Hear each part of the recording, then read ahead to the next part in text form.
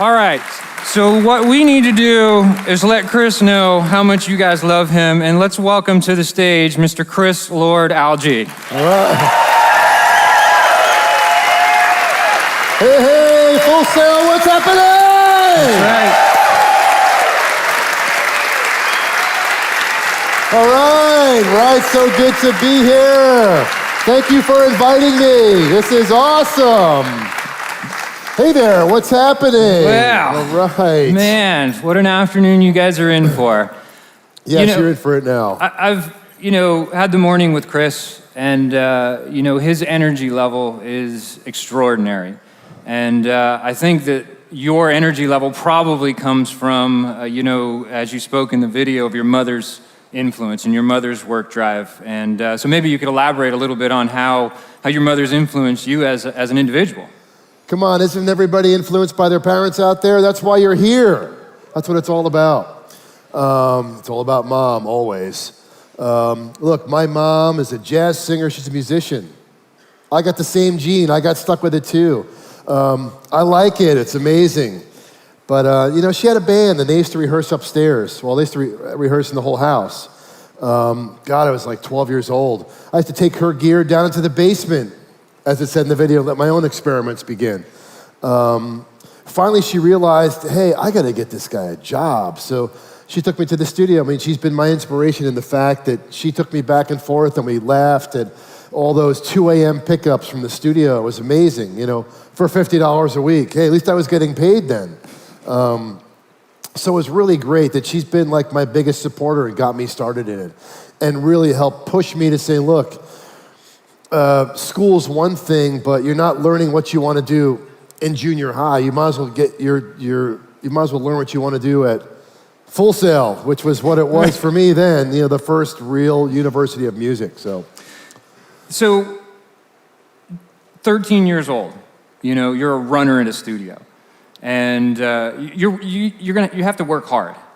At what point do you go from I'm just getting coffee, nobody's taking me seriously, I'm just a kid, to how do you make that move into that next step of being the assistant? I mean, the whole thing is that you're so young, and I was probably just turning 14 at the time. You're so young, and they're so beating you down. They don't care. Like, they do not care who you are. Their whole thing is, let's see how much he can take. So, when you're young, you can put up with this. So it was really great to wrap microphone cables and then get them thrown to the ground and say, oh, do it again. It's not, it's not neat enough. To fill out track sheets. And it goes, I can't read that. Throw those away. And all the intimidating was like the best thing ever. I mean, it just makes you so thick-skinned, and so, okay, that's fine, I can deal with this, because then when you get past it, it's amazing. I got so used to that everything I could do was wrong. And I actually liked that. I really liked to only get treated well 1% of the time, and 99% of the time, you're an accident, you're a mistake, you're wrong. Because then that one time they go, hey, pretty good job, Chris. You're like, really? You're complimenting me? No, I must be dreaming. It was amazing then, it was fantastic. So to say the transition from T-boy to assistant, look, they really wanted an assistant, but they just didn't want me to have it so easily. So don't let him off easy, make him suffer for it. And I'll tell you, this suffering is the best part of the journey, because I got so good, I was so focused on being the absolute best assistant. So once they let me fill out track sheets, and I actually filled out a neat one, I got to press record. And I got to press record by doing vocals or drums or guitars or whatever. And they wouldn't give me much warning. They just throw their finger up and say, okay, in or out. Or, the producer would be waving his hands and goes, oh, didn't you see me go like this, go in? And it was always a test. It was always amazing that it's never a perfect circumstance. It's always about your energy and about how you can pay attention no matter how many distractions there are. So let's talk a little bit about that.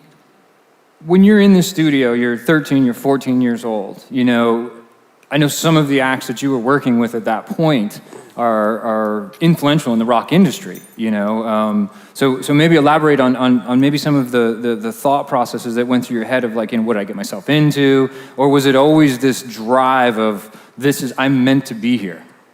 I mean, of course, there's a couple of nights where they've just, you're feeling like you're beat down and you're tired and like, oh, is this what I want to do? And I'm like, yes. But I had a band at the time, and I wanted to be able to take them in the studio, so this was like the pathway to do that, which was great. But I was working with like Sugar Hill Gang, and we were making all these records where it was all studio players. So all these great studio drummers and studio guitar players would always show up. So it was always great, even though you were doing funky music every day, and it wasn't necessarily rock just yet. You had a rock band. I mean, just by learning and being around it every day, it became normal. It became the only thing I knew was making music every single day. And so, were you getting your engineering chops at night? So you're obviously assisting, running. You're getting the busy work done, and then you bring your band in at night. Is that how you were starting to craft your place in the engineering world? Well, I mean, by watching my mentor, he was teaching me through watching or whatever. How I could learn, because I would just completely focus on what he was doing and try to use that with my band. So it took a while till I could get the keys, of course. But when I was able to get in there at night, then I would experiment with, on all night hours with my band and come back the next day and keep going. So it'd almost be around the clock, many times. You're an assistant. You're starting to record. You're doing this. At what point are you really in the recording end?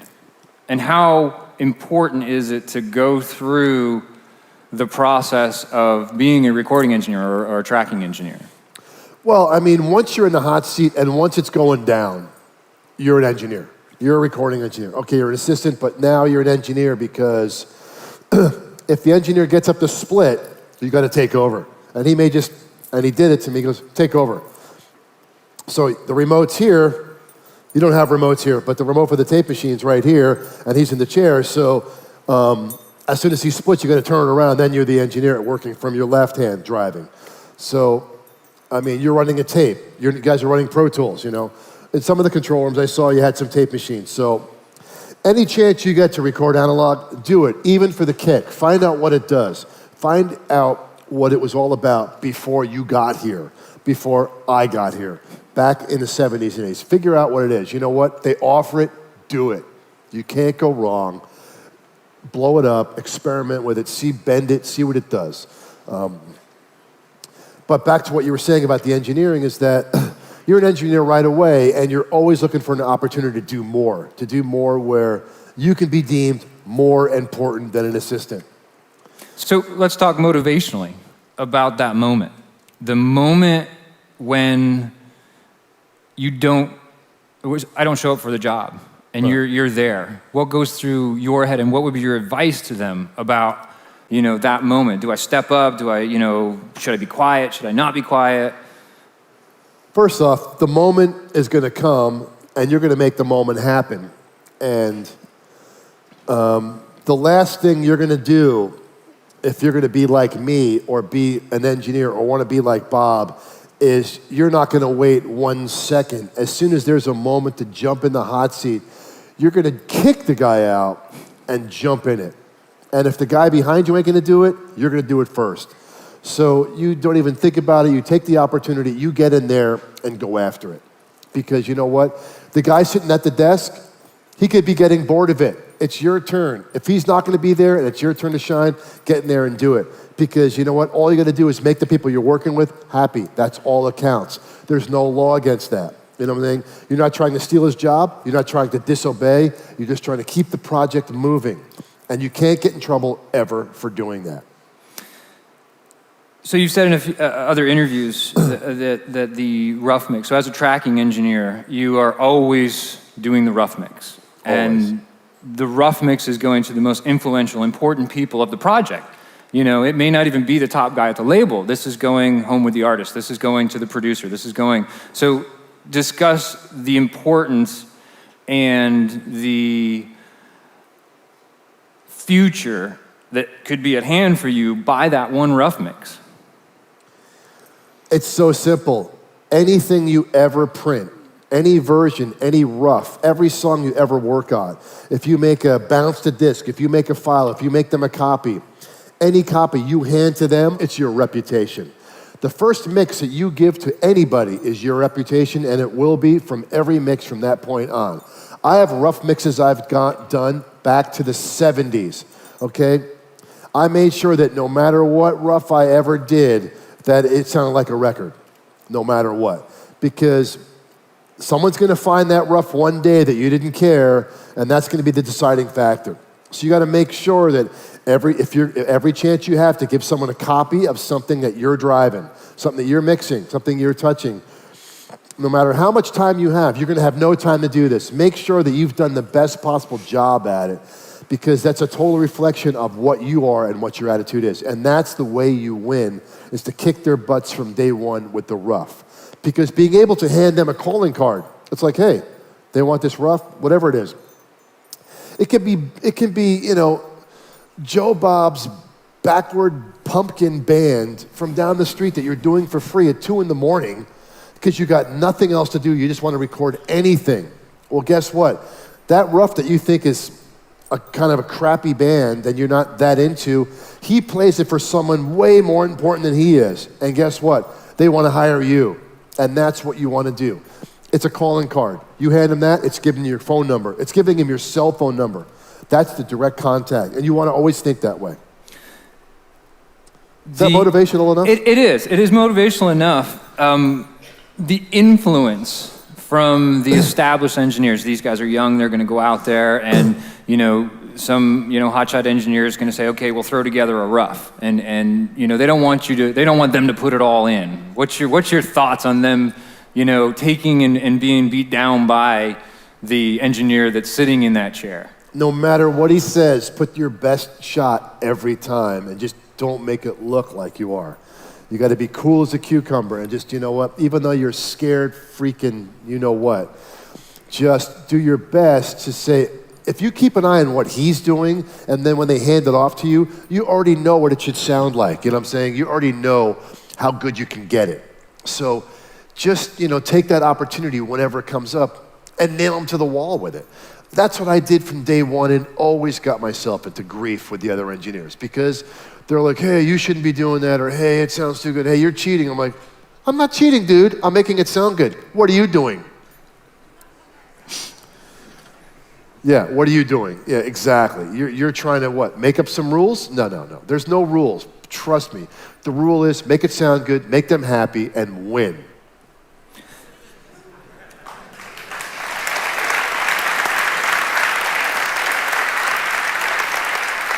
So as you guys can see, Chris is a little competitive. No. Yep. Let's kind of go into the early to mid 80s. I mean, you were working with artists like Chaka Khan, you were working with Jeff Beck and Rod Stewart, Tina Turner, Joe Cocker. I mean, Joe Cocker, yeah, absolutely.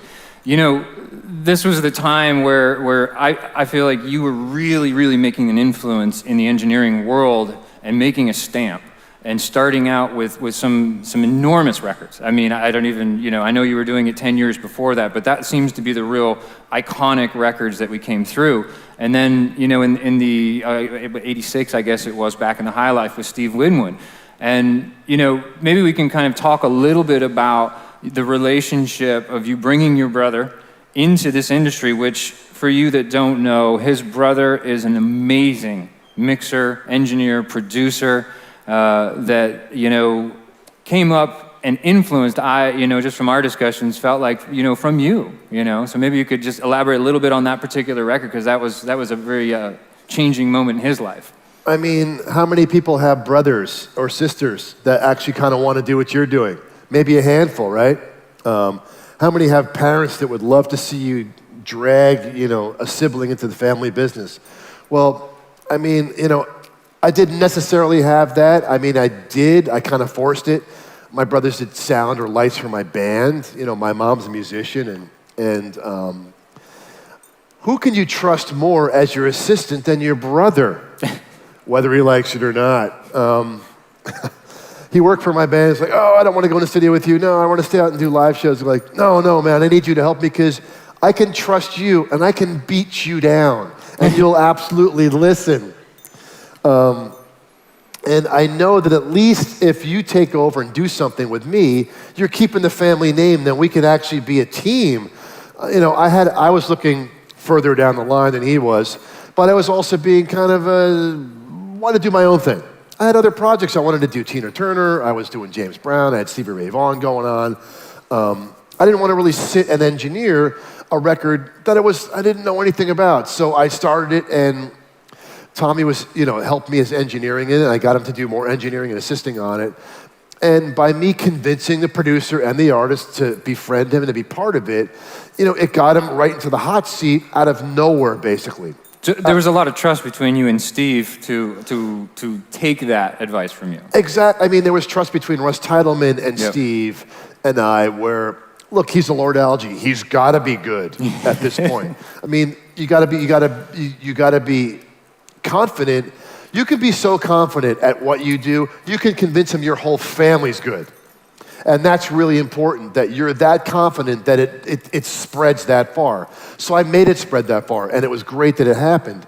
But look, at the end of the day, by pushing him into that gig, it jump-started his career, getting him into the hot seat.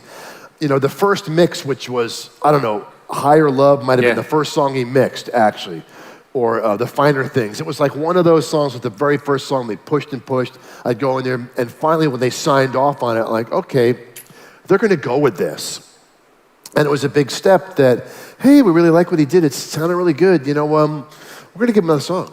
I'm like, good, keep it going. Whatever works. Look, you guys have a relationship and it's working. And look, exactly, whatever works for the relationship was great. So at the end of the day, he was here, I was here, just catapulted him here. Then we're both kind of riding and then catapulted him here. And I'm like, hey, dude, what about me? Well, this record that we're talking about, for you that don't know, he won a Grammy for this, being his first mix. Right, it's his first record he worked on, he got his first Grammy for. Right. My mom's like, don't worry, you'll get yours someday. They're not overachievers, by the way. Yeah, no. So he actually got his first too, because then he produces the second Winwood album, and that wins a Grammy. So I'm now for 2 for nothing now, Right. 2-0. Yeah, but you got Stevie Ray Vaughan, so. But look, I got what I wanted, he got what I wanted, and we both got into like a really good position. But what it showed was I was so confident in myself, so confident in training him, because I just trained him really quickly and said, look, okay, let's skip the engineering 101. Let's just go down to dealing with people right away. And so this brings up a really good topic of you're not influenced or afraid of what anybody else can do. Your confidence of bringing him in, you're not afraid to lose the gig or to not be a friend. You're about, moving forward, And so maybe you could talk a little bit about the not, everybody wants to be the friend of the artist. Everybody wants to be the friend of, and this, we are in a business. We're in a billion-dollar, multi-billion-dollar business. That's the trickiest thing, okay? This is a really good question, actually. And this is something you guys should learn from me. If there's one thing you can learn is your job is like 90% people and 10% engineering. It's 90% your bedside manner. It's 90% of how you deal with the situation. Okay? You want to be friends with the producer, the artist. You want to be friends with everyone. You want to be like Switzerland. That means you give them all the same treatment. You can all come, put your lederhosen on, have chocolate, and yodel, okay? All you want. But I'm not going to take anybody's side. I'm going to ride the middle no matter what. Because at the end of the day, the lines are blurred. Who wins, the artist or the producer? That tug of war goes on all the time, or the record company. I'm never going to take the side or let them know I'm taking the side. When I'm with the singer, I'm on your side. When I'm with the producer, I'm on your side. When I'm with the label, I'm on your side. Does that make me cheating? No. It means that I agree with all of you. I don't disagree with any of you. So that puts me in the middle. Never say, yeah, I think you're right and he's wrong. Ever in the room. Everybody's right, nobody's wrong. as long as the project moves forward. And it's really hard to ride that line, and it's a line that you should ride, which means, hey, I'm here to do this, I'm here to do that. Yeah, we'll work it out, not a problem. Everything's gonna be fine. You gotta be very political and very diplomatic in the middle. Just do it because you know what? This is not personal. It's not about you making a friend. You know what? They're gonna be your best friends until mastering. And then guess what? Hello, Steve? Russ? Hi, remember me? Last week, you know? You were dropped like a hot potato. Now, it's not that bad. Of course, they're not sending you Christmas cards. You're not getting a gift for your birthday. You're not hanging out next week or going to dinner. But the social thing is only during the project. You may see him later, but look, your friendship can be your undoing.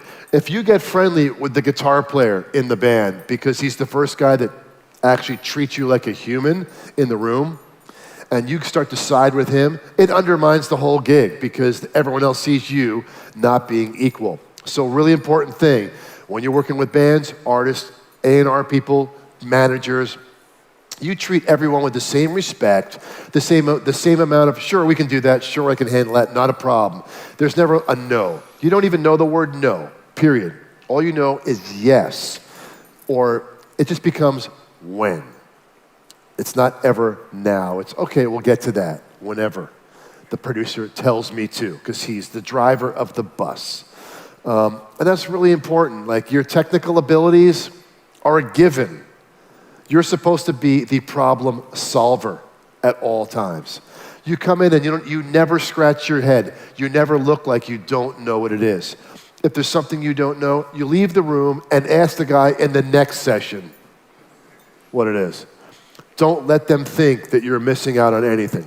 Believe me, I've walked into a room completely unfamiliar with the brand of console I'm on. Just reaching over and going, this has got to be the right button. Okay, good.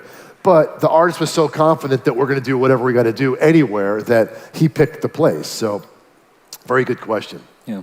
So the natural progression is, and for most of these that are going to go out and intern or assist, they're going to go through the process. Our natural progression is you're a recording engineer for years, have success at that.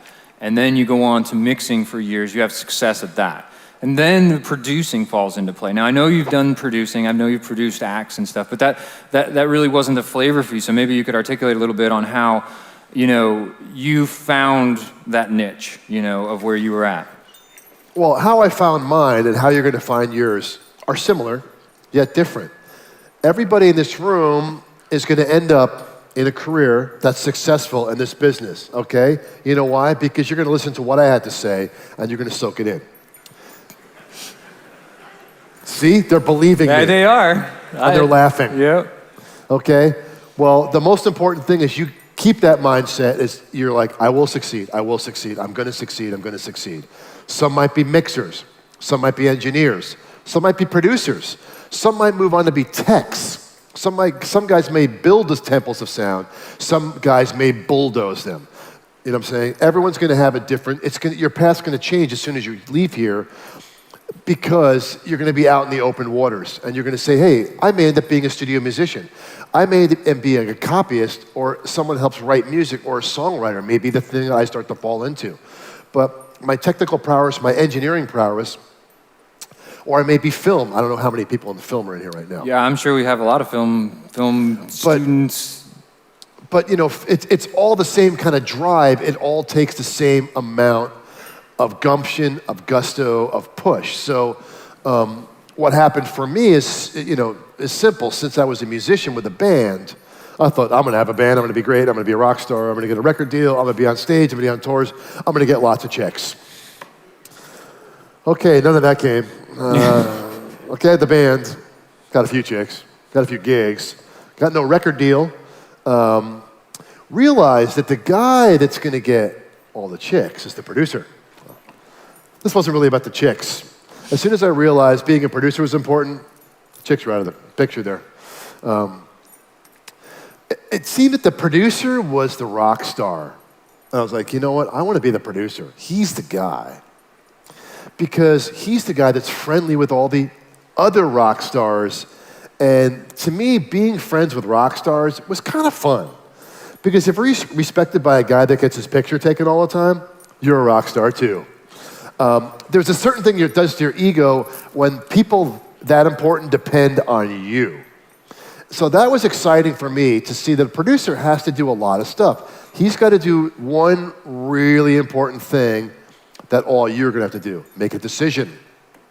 Making a decision becomes the way of life for an engineer, for a producer, musician, filmmaker.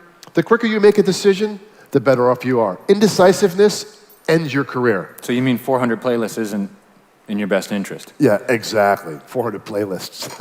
Yeah. But you know what I'm saying is, 400 playlists. Oh yeah, right. That is really bad. I just realized what you said. Yeah. Yeah. Yeah. That's just say no to the playlist. Yeah. Yeah. We'll get into that on another. Yeah, that's a whole other problem. Yeah, we're gonna get into that. But I mean, making the decision is what a producer does. That's all he does. Hey, I like that part. Yes. The vocal is good. Yes. That song. Yes. That drum fill. Yes. That background vocal part. Yes. Sing this. Yes. Play that. No. Yes. Yes. No. Yes. No. That's all it is. Guess how many decisions you go back on? 50% of them, probably. I would much rather say, yeah, that's going to work. Let's try that. 5 minutes later, I changed my mind. Let's do this. It's better. Great. Guess what? You didn't screw around. You made a decision every single time. That's the most important thing. Hemming and hawing is what kills everything. So a producer does is make the decision and get done with it. So look, I wanted to be a producer because I wanted to be able to make decisions. I wanted to meet the rock stars. Then I met the ultimate rock star, Bob Clearmountain. Like, hey, wait. This guy's truly above the producer because he's the hired gun that comes in and works on all these records in 1 year. So I thought I can work with 25 artists in 1 year rather than, 5 or 6. I can work on everybody. So it wasn't that I'm looking to do the best gig. I'm just looking to what works. Producing was getting boring because I had to sit through all the overdubs, and it was punishing. I didn't want to do it anymore. Just wanted to mix a song. I wanted to say, hey, that's a good song. I got some good ideas. Time to mix. So I wanted time to be done. Yeah, time to be done. I wanted to get to okay, tracking is fun. The excitement's over. Mix. So as a producer, I loved doing the mix and getting a record done and turning it in. So when the opportunity came up to just mix for other people, I decided to wean off the producing and just mix. And that's what's led to me where I am now. Let's move on to your setup in your studio. You were working all over the place, all over the world, mixing in different rooms, moving all over the place. And that then evolved into you, at some point, wanting to own your own facility. That's a great question. That's an easy one, actually. But look, for all of you, when you continue from Full Sail to wherever you end up, however many are going to end up in studios or or film studios or dubbing stages or whatever, those of you that go into studios and facilities, having your own rig is going to be really important, and you're going to have that in some room in your apartment, a closet, a garage. Some of you may have parents that say, hey, I'm going to let you build over the top of the garage and make your own studio up there. You may end up starting with your own place and then bringing work to you. I couldn't find out that could be the most ultimate thing for you. Being able to start out with your own facility is the greatest thing. I went through 20 years of working in everybody else's studios. And it's great as an engineer to tour all the great places in the world. It's fantastic. That's what you want to do.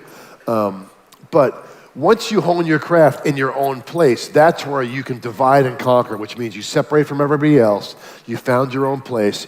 You can bring people to your place and really go after it after you've toured the world and done that. So I was lucky to find a facility that was already existing, that needed some refurbing, that had the right consoles, that had to rebuild, bring in my own gear, do all the construction fixing, and continue with my career of mixing in just a place that I run with my own staff, which works so much better for me. When you work for someone else and you're successful, their rules may not necessarily be your rules. You know what I'm saying? I don't want to play by their rules. I want to play by my rules. Do you think it made you a better mixer We've talked about the quality of rooms all over the world, and you know, those 20 years of going into a studio and not trusting the monitors, or going into the studio and you're not sure if that patch is going to work. You know, does that make you a better engineer? I mean, I think you're going to go into your own room and not trust the monitors and not trust the patch. You're not even going to trust the bathroom. It's your own place. I personally think that when you start trusting it, it's bad. You got to always be on the edge, even if it's not your place, if something could go wrong. But when it's yours, it's the pride you have in your own place that makes you push further, because no one's telling you what to do, when to stop, or when to go home. So you actually put in extra hours, put in more time, and it becomes more conducive to the mixing process, recording process. And then it's like when people want to use your place or do stuff in your place, you're so, you know, giving to all that. It's amazing, so. And how many years ago did you purchase your place? About 4 years into my own place now. Right. And I really like it. I mean, it's to me, it's the most important thing I've ever done, was be able to just take control of it. Well, I know you're having fun with the business end of it as well, which we'll get into in later on. But so your relationship with SSL, I think, should be talked about. You, from day one, have been a supporter. I know at Unique, you guys pretty much pulled one of the first ones in through the window and started. So maybe you can, you know, talk a little bit about your choice and how you did branch out. And you've had to use other consoles, but you know, like we had talked about, you've gone to the J, and you're like, no, this isn't a good fit for me. And you ended up back with the 4000. Right, back with the G, sure. Yeah. I mean, it's really easy. What's Bob use? Oh, yeah. Bob was one of the first SSL guys. So it's not that I started on an SSL. I was starting to do my own Bob imitation on MCI. Right. So MCI 528. I was doing manual mixes, writing on tape, doing lots of edits to make the mix work. Not to make short versions, but to actually make the mix work. You edit it. Yeah, tape automation. I remember that. But you know, once I got a taste for the E console back in mid '80s when we first got our own. But I'd first worked on one. I'm not exactly sure. It was probably a Hit Factor before Unique had it. So once we got our first one, I remember the first session was a Ronnie Spector song with Phil Schaefer producing called "Tonight You're Mine." It might have been 1984, 85, early '85. Before officially I had my own room with an SSL for a long time. It was just such the best built console for what I wanted to do, which was win. Which just meant, you know, I could EQ, I could compress, I could gate, I could automate. I had simple automation, I could use time code. It was so easy, it made so much sense. And it's still to this day, you know, 30 years later, was it 25 years later, or 27 years later, same desk, is still working well for me. And you'd be like, well, Chris, does it sound good? There's newer desks and they sound better? I'm like, they haven't been able to beat that sound really since then. People complained it had a really crappy sound, it was really bright and thin, and these newer consoles are bigger and thicker. I'm like, you know what? The bigger car, the faster car, somehow the Mustang, you know, with the easy ergonomics that's fast that I can drive, I can still win in. It still has what I want. And I really think that when you pick a tool, it's really important you pick one that works for you. Look, I've stayed loyal to SSL, not because they're after me, it's because I like the gear. Right. If you like the gear, and then every time, you know, I'm always speaking, you know, the best words about SSL always, because they made a great product. And I think when they designed the E-Series console, it was designed for one purpose, to track and mix. Right at the perfect time when everyone was tracking and mixing. So it actually created our business as it is today.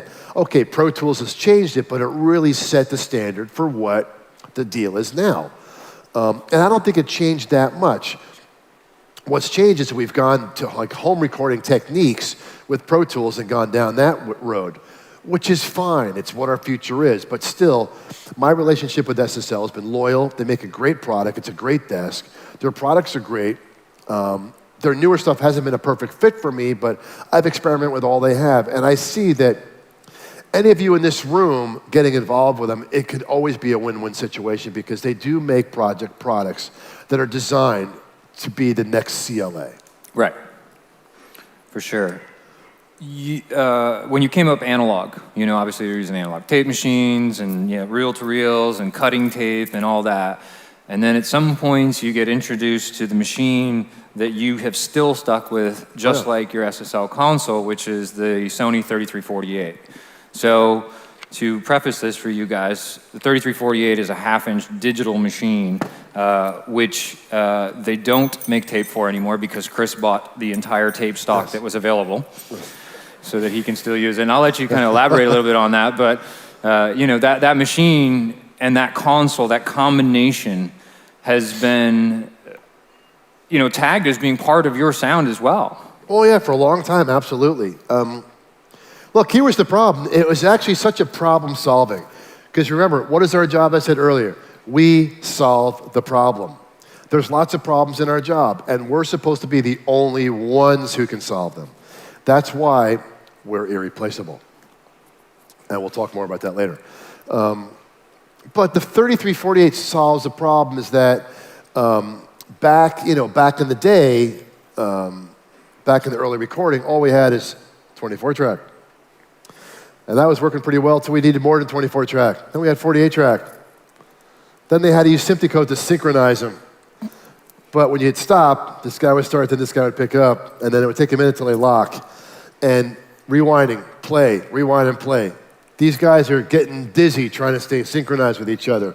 And guess what? It's annoying the piss out of you because they have to lock up. So first you have, okay, we can record on this, then uh-oh, there's a third one. Uh-oh, there's a fourth one. Because not 48 tracks is never enough. They got to make slaves and keep going, like with Pro Tools. Okay, 64, 72. Wait, how are we going to play all this? We've got to comp it down to 2 reels.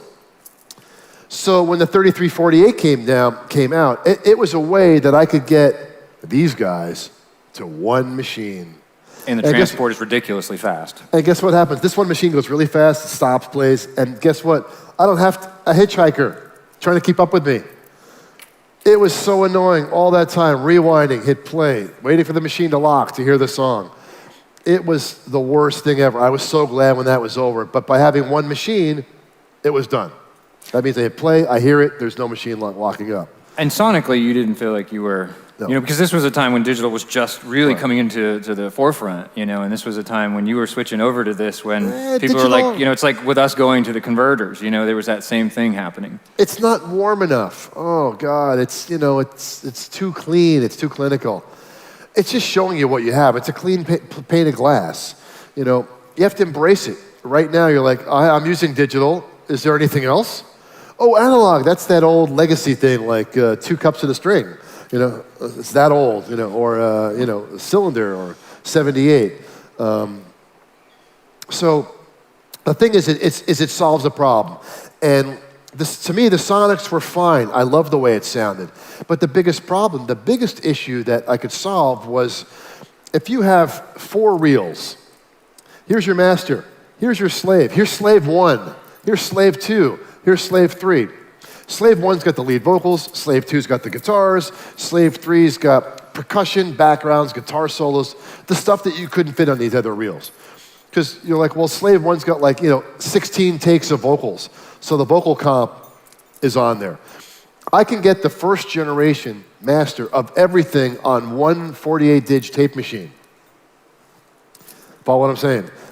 Which means I can get the first generation of everything on one reel, which was the main reason why I used the machine. So let's kind of fast forward to My Chemical Romance on the Black Parade.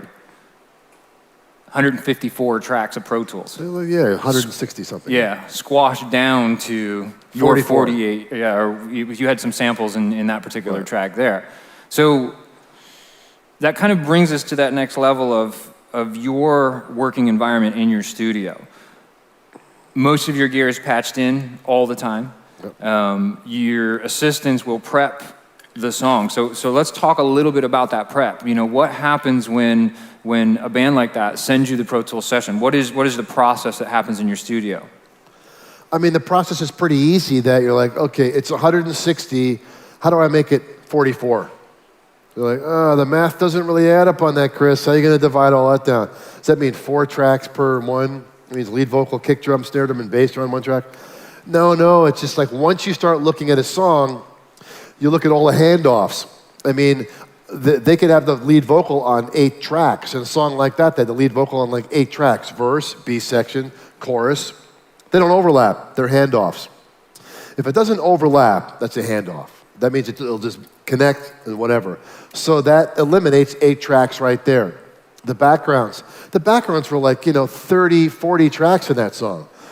A lot of it's unison, a lot of it's harmony. I would make comps, I would make blends, I would make it work. Look, I didn't have to really compromise. It wasn't overlaps, it was just comping backgrounds.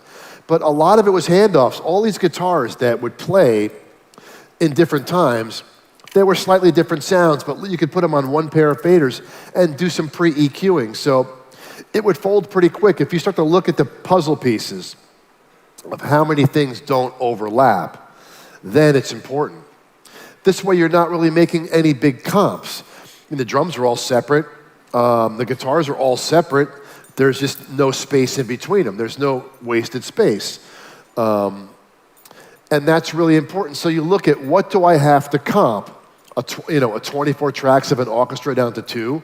A lot of times it's only going to come out of 2 speakers. So those are the comps you'd have to make, but you'd make them to make the song work, So you'd be surprised how quick it could fold down. Are you doing all the comps yourself, or you have, I know your assistants have been with you for years, and I mean, this is a kind of a good segue, before we go into some specifics on mixing, but a good segue to your staff and the trust that you have for your staff and how long they've been with you.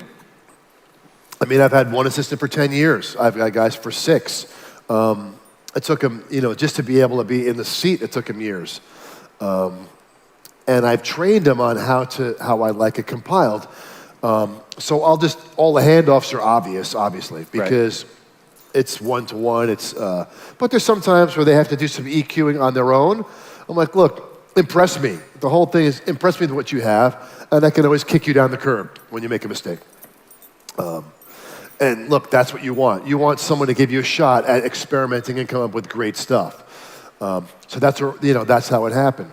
And then the only thing I'll tweak with them are the comps, where you're making a background vocal blend, just may not work once you get the mix up, or a percussion blend, or a loop blend, or some keyboards. You have like 6 pairs of keyboards that are kind of all playing the same part that should have just been midied into one pair, and I want a different combination. So it's all selective, it's all my taste. So right, and so you're mixing and you don't have the background comp you want. Maybe we could explain to them on where your assistant is, because your control room's a rather unique setup, and how you guys interact with making that adjustment, or maybe tuning a vocal, or whatever you're feeling in that track.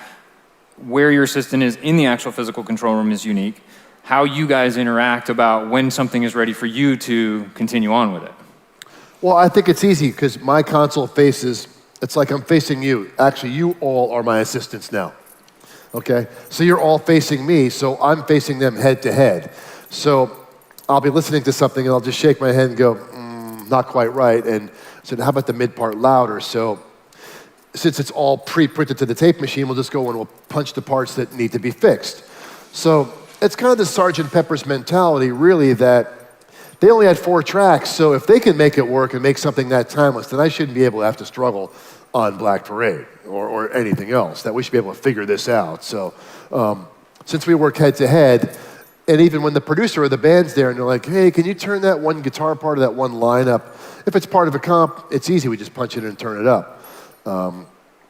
So you make all those decisions, and they're just doing it all in Pro Tools and copying it to me, and I'm running it out at the tape machine, so we just punch it right in. So but you have a mirrored NS10 set up on the opposite side of your console. Right, well, they're right. I'm here with my NS10s, and they're there with theirs, so theirs are literally behind me. Do they leave theirs on all the time? No, it's really only when I'm not there, or when they're checking something, or when I come around to their side, so I can hear something. So a lot of times I hear the fix on my side, of course. But it's a great way to work when you're head to head, because then you can communicate, and then if they're just paying attention to you, they can see your face and tell that something's wrong and have them fix it. So it's very streamlined, it is. It's very streamlined. And you guys still use the bell? The bell? You had a bell on top of your console? Yeah, we had a bell once a time. A lot of times they'd be making a comp and they'd hit the bell and go, okay, guitar parts up, EQ up, and then we just punch it. So, yeah, the bell got annoying until I threw it one day, but it's fun. It's totally fun, the taco bell. All right, so let's kind of move into a little bit of gear. You do have an obsession with compressors. Of course. I think, I'm sure you have more than, but I think I counted like 66 or something in your immediate racks right behind you. Oh, yeah, when you went through the video. Yeah. So everyone has its own personality. And a lot of our students, I mean, like you saw in our studios, we have, 1176, but it's not, a vintage 1176. Right, so maybe you could... 12 of them. Yeah, maybe you could, go into a little detail on how each one of those pieces of gear and the personality, I'm not saying don't go through all 77 pieces, I'm just saying in compressors in general, why do you have the pieces you have? You go to your blue stripe for, a vocal. As you're gonna find out, since you're all working in all the rooms here and they all have the same gear, that you're gonna find out which pieces you like and which pieces you started with. Look, when I started out, I was like you, except I had less gear. And I would just make it work and and do whatever I had to do to get the personality out of it, which is really important. So you're gonna find out what your go-to stuff is here. So imagine if you had just a few more pieces to add to what that would be like. To me, I just kept buying the gear so I'd have like at least 2 or 4 of everything, and certain things that became 8 or 12 or 16 of every piece. So I'd have enough of that flavor. And then what happened is certain things have personality, so at least I'd have 2 of everything with the personality. It becomes really important because mixing is not about being technical, it's about creating attitude and creating a vibe. And I know that by experimenting that these pieces of gear would create a certain sound of aggression or distortion or whatever. Because most of your personality is distortion. Most of what you're looking for is that, hey, that adds some personality. No, it's distorting it. I like it. It's blowing it up. I like it more. Oh my God, that's just creating this really cool sound. It's distortion. It's making it ring, it's making it overdrive. That's what you're looking for half the time. It's on the verge of doing something wrong, but it's on the verge of being so right. So my whole rack is like, I like this one compressor, I need 4 of them. Because I'm gonna wanna use them in pairs. Or like LA3s, I need 8 of them. Because I'm going to use them in a whole part of my console. Not a lot of outboard EQs, though, I noticed. No, because the funny thing is that the compression adds the personality more that I want, more so than anything. And the EQ, I'd rather have the desk do the EQ than the outboard. Sure, I have a few pull techs and a few things for kick and snare, but generally, certain things I don't outboard EQ. I found that the console just doesn't like all that extra EQ pounding into it. It likes to be the one that runs the ship with the EQ, so. And you leave most of your settings alone, and you feed it from the console. Maybe you could explain that a little bit. Well, that's smart. That's one thing that you should learn about is your audio path, is that if you went into every one of the mix rooms here, which all have identical gear, you could set up your nominal line level on all the outboard compressors or reverbs or whatever that, when you have it at the nominal level on the desk, it makes sense. So if you start to drive the input from the console, the line amp with a hotter signal, it's going to compress more. And that's how all my stuff is set up. It's set up at like the perfect operating setting. So I find a good setting for like 0 in, 0 out and set it that way so I can patch through each one, and it's not going to be this big dramatic change from unit to unit. And fishing around for what works. So you go for the optimum setting. So when you're looking for flavors, vanilla, chocolate, strawberry, just go for it. Right, and your assistants will arrange your tracks so that your kick drums primarily come up on the same tracks, your snares. So your go-to pieces for a kick drum, for example, what would be in your food chain for your kick? Right, like Manley EQs, Neve compressors. They're sitting right there at all times. That's the 2264? The kick and snare have those compressors. A lot of times the kick has nothing but EQ and the desk compressor, but yeah, each chain has the stuff you like for those instruments. That's a key thing to know. Put your favorites, set your favorites up, and then always park your stuff in the favorites channels. This way, at least your start point is the favorites. Then it's a matter of just switching it really easy if you want to try something else. With your approach to the mix, so I mean, if we were to send you a track right now, I mean, assuming it's a large track that has to be comped down a little bit, how many days, hours, weeks, I mean, how much prep time do you spend before Chris is gonna walk up to the console and start to mix? I mean, the key thing for me is as much lead time as we can get, which can be nothing, which can be 6 hours for my guys to get the file and transfer and get it prepped for me. They never put it up unless it's ready. I mean, sometimes it's a fire drill and I'm like, okay, I have no time to wait. You better get this thing going now. So it's really important that they put it up and get it in my place. But it has to be prepped a certain way so it comes up on the same channels every time. Because a mixer's job is to make the song work, not the mix work. And that's a funny thing for me to say. You're like, well, what do you mean, Chris? It's about the mixing, isn't it? No, it's about the song. Well, the song's got to sound good, too. No, the song has to feel good. Is there an order for your approach? I mean, there's, some people will start with the drums. A lot of R&B mixers will start with the vocal up and work backwards. I mean, do you have, a kind of like mode that you kind of go into when you start mixing? All I really do is I'll just go to the chorus, I'll find the drums, and I'll just surgically make sure that they're in phase. I'll just check and say, oh, are these good? Are these crap? Oh, they're crap. Ah! And I'll put them up and say, okay, this will work. And I just put. Are you doing any time aligning in Pro Tools to fix phase? No, I just use the desk to flip it. I try not to use time aligning unless it's really like. Something's really rubbing. It's crap either way. What am I doing here? As long as I can make sure that makes sense and the bass guitar phase is okay, so when I push the faders up, I can hear the song, it's fine. So this way, when you just solo the drums, you still don't know what the song is. This way, I start the song, I just push everything up with whatever's on it and find where the song is and EQ everything at the same time and go, ooh, this is gonna work. I'll literally start automating pretty quickly. So you're random access. I mean, you're getting the song up as quickly as you can to let the song drive you. Right. Versus you driving the song by going kick, snare, And you should kind of do that too, because really what I'm going to try to instill on you is that, like, don't figure out mixing, just figure out the song. You can mix it later, you know what I'm saying? Get the song working and then, tidy it up as you go. But if you learn it, we'll learn where the emotional moves are in the song. You can make it be dynamic only because your first impression is the most important. If you listen to it one piece at a time, it's like you're deconstructing it before you even heard what it's supposed to be. So try to have an emotional connection to the song. Making a song breathe is an important piece as a mix engineer. We can obviously over-compress, we can over-EQ. It's very easy as a mix engineer to just overdo it because you can.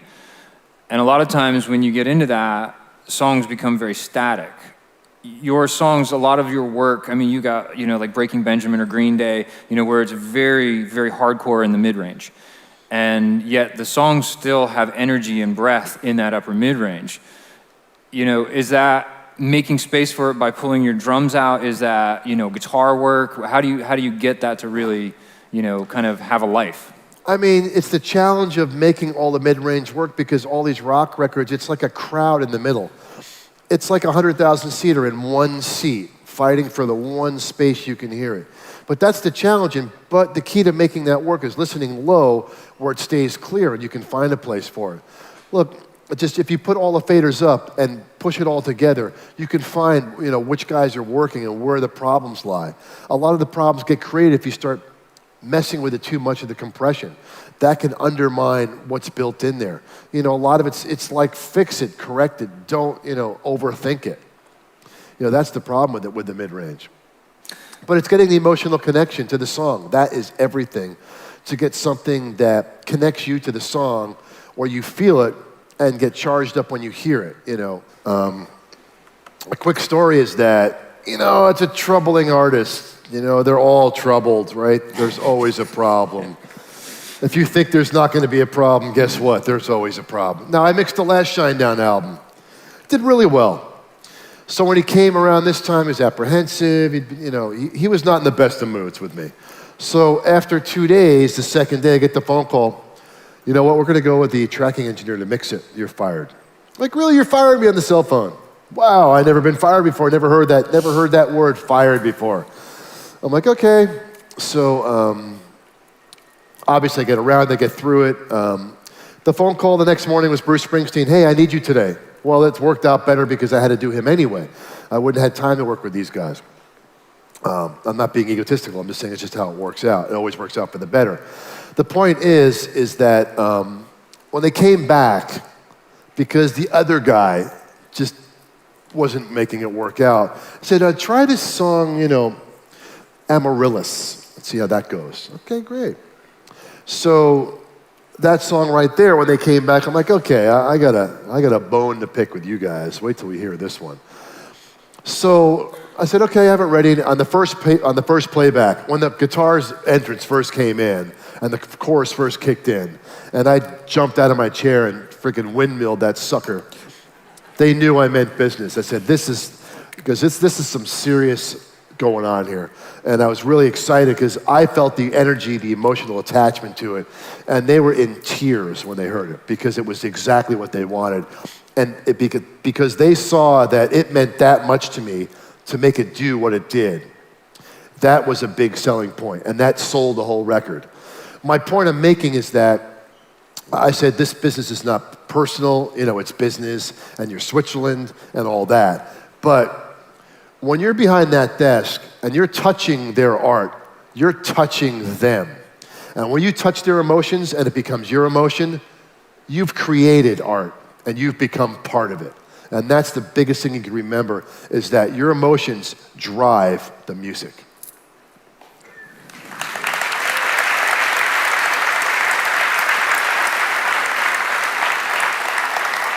So before we move on to a little bit of the business stuff, because I do definitely want to touch on that a little bit, let's just kind of close out the mixing end of this with your use of time-based stuff.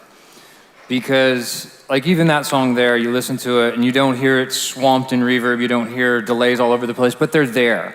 And that's part of the energy of bringing that song to life. So could you maybe, talk just for a minute about your use and your thoughts on reverbs, delays, the pros and the cons, and the, how we all early on used way too much of all of it? I mean, yeah, for me, the rule of thumb is if you can hear, obviously, you're using too much. If you can't hear any of it, you're not using enough. If you reach for it, it's just right. All the best reverb effects that I heard my whole life, Led Zeppelin, Dream On, Aerosmith, I'm like, ooh, what the hell is that? Ooh, that's pretty cool. I can kind of hear it. It was always the right amount. I use so much reverb and delay all over the place that I make it so it's hidden, but it's there. You turn it off, it's gone. The whole key is that rule of thumb. If I can hear it, it's too much. If I can't, it's not enough. If I have to look for it, it's just right. And if you use that mentality, it's really good. Don't make it obvious. I mean, it's like makeup. You know what I'm saying? It's like just the right amount of makeup. You don't want to look like a clown, but you don't want to look naked. I don't want to see the zits, but I don't want you to be caked in it. You know what I mean? That's the easiest way to put it, is subtleties. But experiment. It never hurts to go in that control room on those mixes, right? And use every piece of gear in those racks, every time. Because that's what I would do. When I was your age, I plugged in everything, even the stuff that was turned off for 3 years. I'm like, no, it's got to do something. Let's find it. Let's make it do something cool. Put it on a send. Make it do something that helps the song. Really important with the effects. Yeah, you said something earlier that kind of stuck with me. If one's good, four is better. Exactly. If one reverb's good, four chained up on that send is better. Yep. If you can't get the snare drum sound with one reverb, just use two reverbs. And if two doesn't work, try four. Yep. And if four doesn't work, pull one from the other room, unless you don't get caught. Yeah. All right, so your workload still boggles my mind.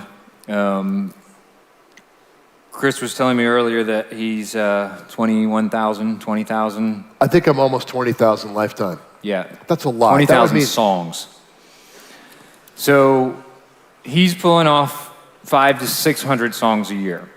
So the team that's behind you is the only way that you can really achieve that kind of volume. You mentioned, you're going to get off the plane and you'll be right in the studio. You're not, messing around with, you'll get Grace home and then you're going to go, boom, I'm in and I've got, albums that I'm working on. Kind of elaborate on who this team is, because I think they should get some recognition on that. Well, my team is Keith Armstrong, who's my chief assistant, and then Nick Carpenter is my second assistant. And then I have Brad Townsend, who's my studio manager. And then I have Andrew Schubert, who's the new guy, the all-around. He's the newer assistant. But the key thing about these guys is Keith's been with me 10, Nick has been with me 6, Brad's been with me 5, and Andrew's been with me 4. The key thing is the work ethic. And I'll tell you why, because when I want to work, I want you there. When I don't want to work, I don't want you there. When I'm not there, you can use the studio, track, do whatever you want. As long as you put it back the way it was when I get there. I don't care how many girls were dancing on the console, as long as it's not broken, okay? I don't care what you've done, but as long as what you're doing is something that's bettering your career. I don't want it to be a party, okay? They know that, they don't disrespect it. But when we're working, when we're in the trenches, I want your full attention. I don't want it to be a social club. And we can socialize later. I don't really socialize with my assistants, only once in a while. I throw a big Christmas party. I take them out for our yearly studio party to celebrate our anniversary. I fly them all to the AES show. How many people go to NAMM or AES? Okay, only a few. AES is fun to go to meet your comrades in arms. And the NAMM show is the same thing. So if you have an opportunity to do it, I recommend it. But I make a class trip so they can run freely and rampant across the town.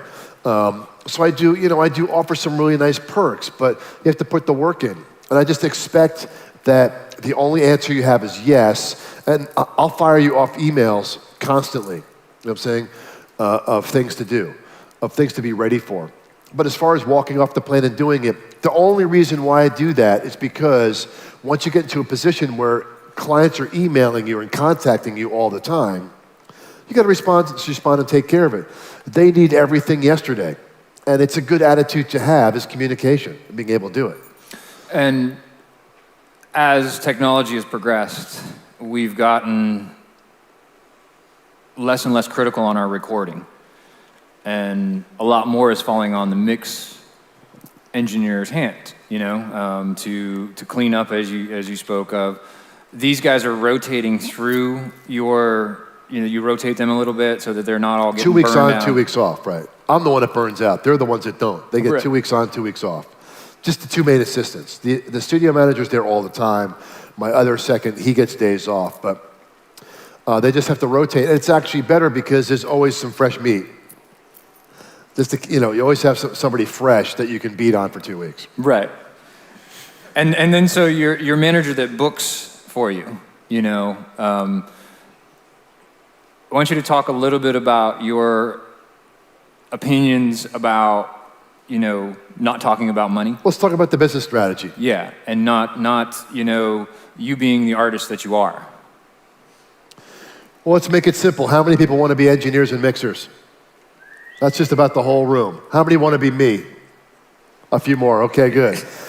How many want to be everybody wants to be in a position where they're creative, where they're doing something creative, where they're an artist in a creative entity, correct? I think it's about the whole room, right? So to me, the biggest important thing that makes you stand out from all of that is, to be an artist, you don't talk about money. Make a friend with your dad, your mom, your brother, your sister. Let them deal with helping you collect the money. Let them try to make a team plan. Be the creative person. Be the one that goes out there and makes friends with the artist, the producer, the management company, the director, the filmmaker, the bigger creative person. Because what that does is make you into an artist. As soon as you're an artist, you become priceless. As soon as you put a price tag on you, you're a salesman or you're a used car. So you don't want to have a price, even though your price is $100 an hour, or $50 an hour, or $200 an hour, whatever you want to price it at. You find out what's competitive, and you find a price that works for your job. Now, early on, the price is usually free. Figure out what you can live on until you have impressed enough people to get one person to pay you. That's what it's going to boil down to. Look, it's going to happen. You may work free for 3 months, 6 months, a year, until that right act becomes one. It's a paying act for you. And then have someone else be the price point. When they ask you, say, so how much do you charge? My brother does that. Talk to him about that. Hey, we'll work it out. Don't you worry about it. We'll find out something that works for your budget. This way, you're never negotiating money with the talent because you are talent. And when you stop becoming talent, then you're just a hired guy. You want to be the warm-up act. You want to be a peer. You can't be a peer if it's always about, money. So stay off the money thing, if possible. It's really important to try to find someone on your team to do that. Because you want to be an artist. You want to be talent. You want to be treated up as talent, not as an engineer or a producer, as talent, even though your moniker is that. Put yourself above that. It's worked for me. I think it's a great thing to do if you can.